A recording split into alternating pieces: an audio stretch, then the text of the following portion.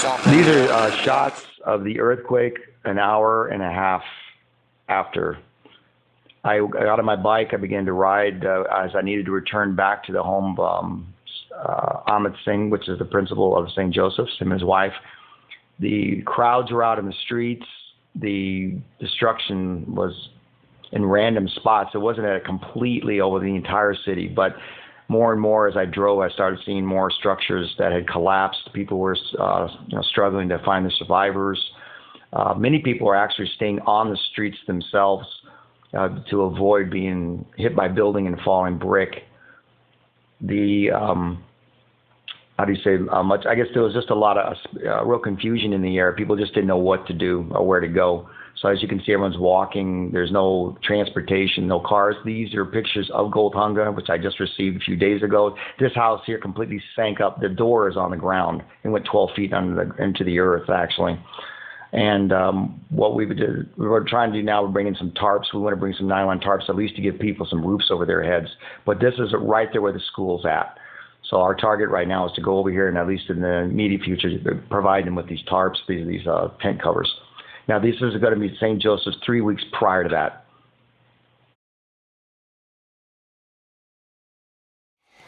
Okay, here we go. This is Goltunga. Yeah, this is in April 2nd. Here we are. These are coming into the school here when I first came here about 3 years ago. None of this was painted.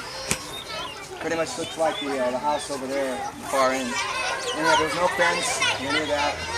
So yeah, we got a fence put up here. We got painted and plastered it. But at the present moment, there's about 290 students actually attending this. The school was started almost 12 years ago by Amit Singh and his wife, Rani.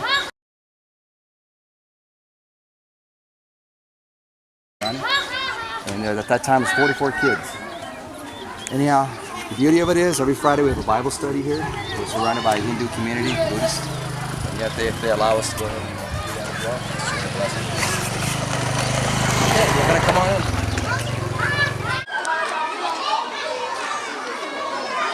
The kids.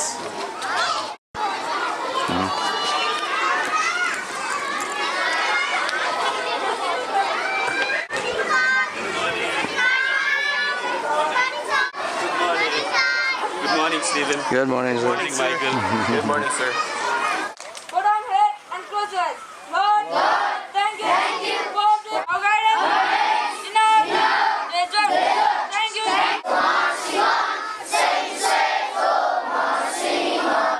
So we got a school van for our school, and that was given to us by Stephen and his wife. So we would like to thank Stephen and his wife, Joy, for the lovely gift. Good morning, sir. This is the backbone of the school right here. These are the team captains. Oh. Good morning. Good morning. This is the office here. And the teachers are preparing the day, getting reports. This is actually exam week. I'm sorry.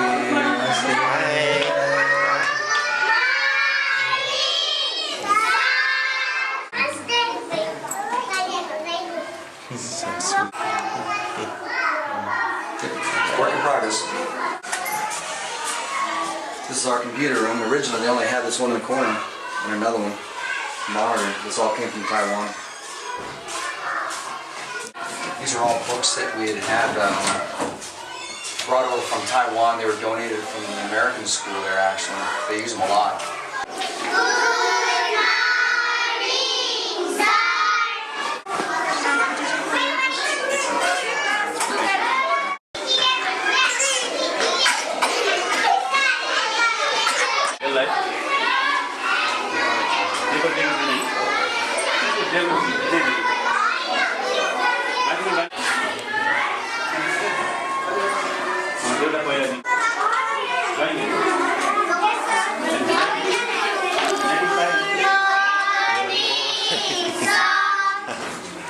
Good morning.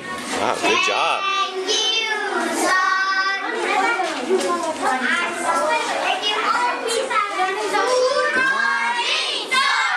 There are 26 students. This classroom, this is grade 3.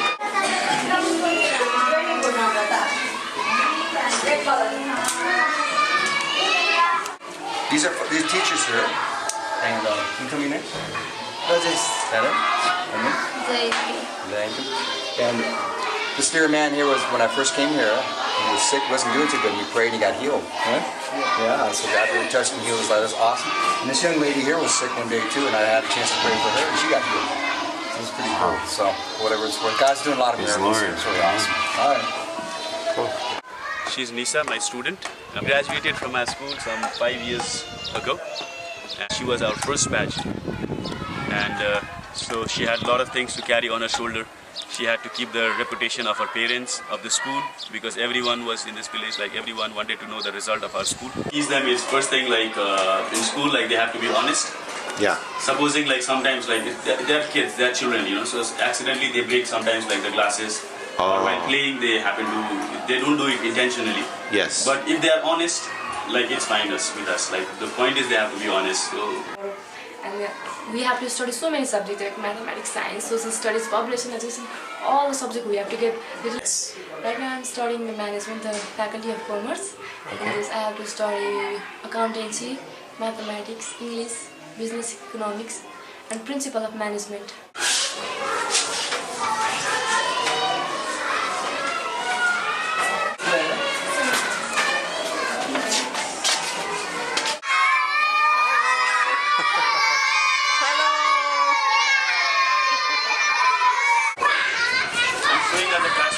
Oh, okay. Because I'll follow you. Because I'll follow you. She and her batch mates who studied from here, they want to get together and go to other houses and tell them about the school.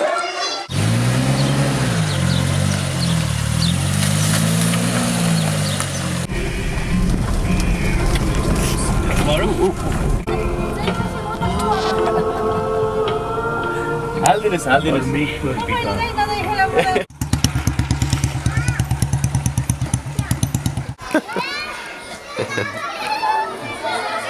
That is sweet. Okay, come on. Good morning.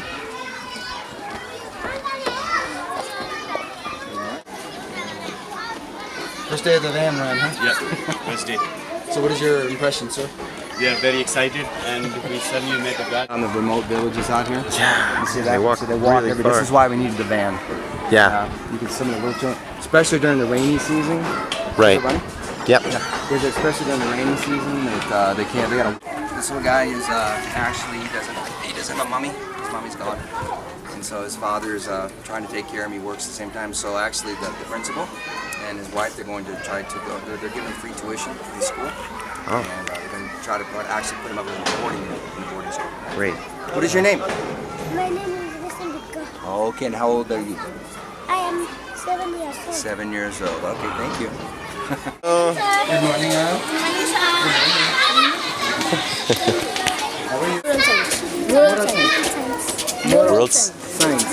World science. Very good.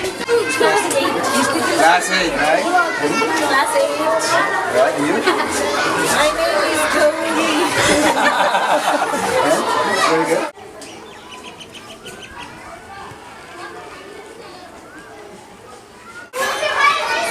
Oh yeah. Good.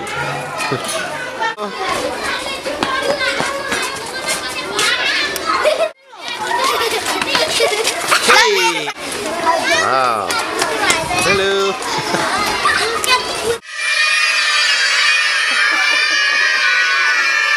Wow. Bye.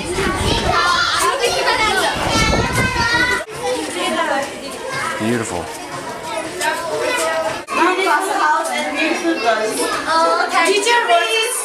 Yes. Wow, beautiful.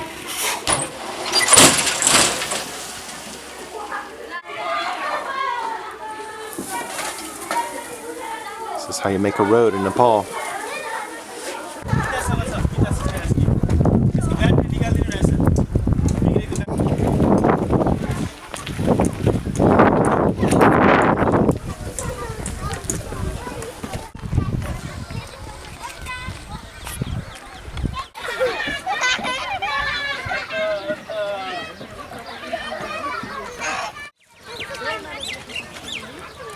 I'm driving the students back home. The examination is over. Today we got leave early because of the examination.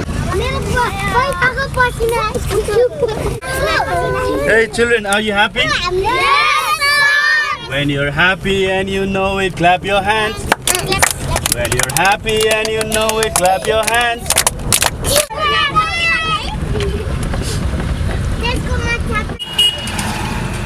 Hey.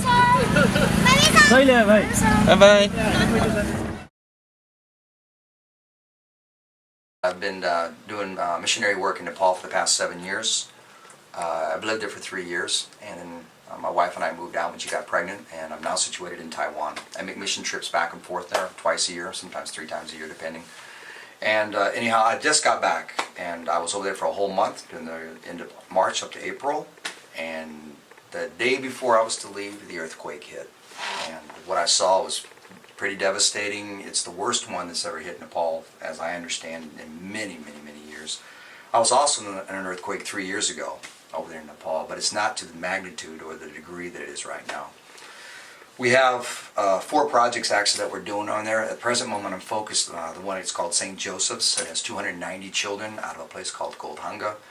And a lot of these children are underprivileged. They don't even have enough money. They're single parent homes. They live in very poor conditions. And I've got involved with this school mainly because of the fact that they're taking, a lot of times they take in girls who get no education at all.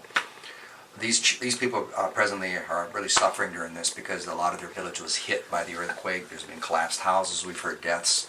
We don't know exactly the numbers yet, but we're trying to get in there and find out. I'm in touch with the principal as of even today, and he's in the city of Kathmandu, which is like about 6 kilometers from where the school is. He commutes back and forth there every day with him and his wife.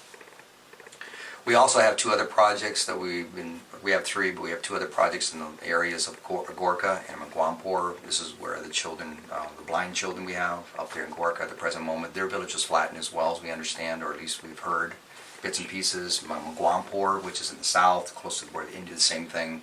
We've heard stories. Again, it's hard to confirm everything because right now it's a lot of word of mouth. This has only been the 2nd day of the earthquake, so we're getting it through the news, and we can't really even get in touch with the people that we work with in these villages because of the distance and the problem with the communications.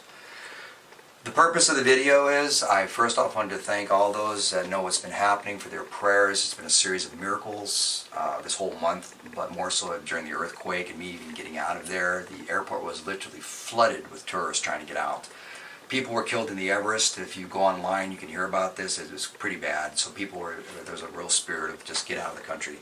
The Indian government brought in military planes, C-141s and C-130s, to evacuate their nationals. So that added to the confusion at the airport. I actually had a ticket to leave that day, which is the only reason I even got in the first place. But I had to wait inside the terminal for almost 11 hours before I even caught my flight. Once I caught my flight, we were actually in China, which is where I connected from China to Taiwan.